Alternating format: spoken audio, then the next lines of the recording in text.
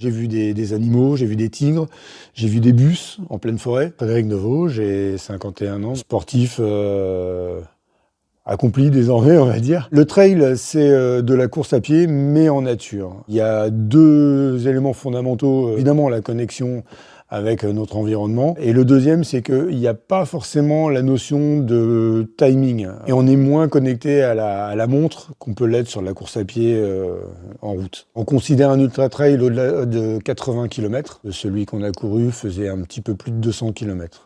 On partait pour une, deux, voire peut-être 3 nuits dans un environnement absolument magnifique, les Vosges.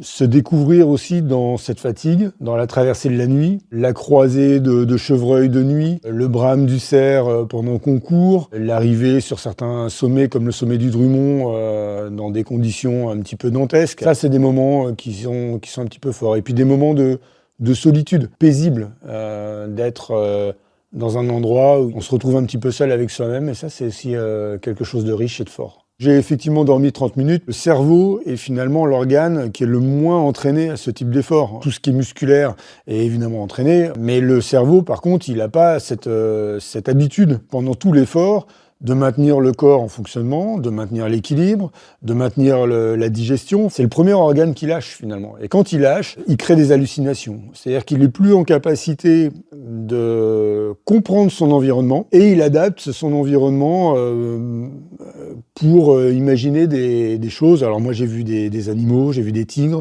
j'ai vu des bus en pleine forêt. C'est troublant parce qu'on se rend bien compte qu'à un moment donné, ça pourrait basculer vers un vrai danger quelque part, de ne plus être en capacité de discerner le faux du vrai. La préparation mentale, elle se fait finalement en même temps que la préparation physique. Il faut aller courir très régulièrement, des très longues distances. On doit aller courir quand il pleut. Surmonter ces difficultés-là, c'est déjà se préparer mentalement. Faire un ultra-trail comme ça fait pas de nous des surhommes. Ce qui est beau dans cette épreuve-là, et encore une fois, comme dans d'autres qui sont pas forcément sportives, c'est le fait de se fixer un cap et de s'en donner les moyens.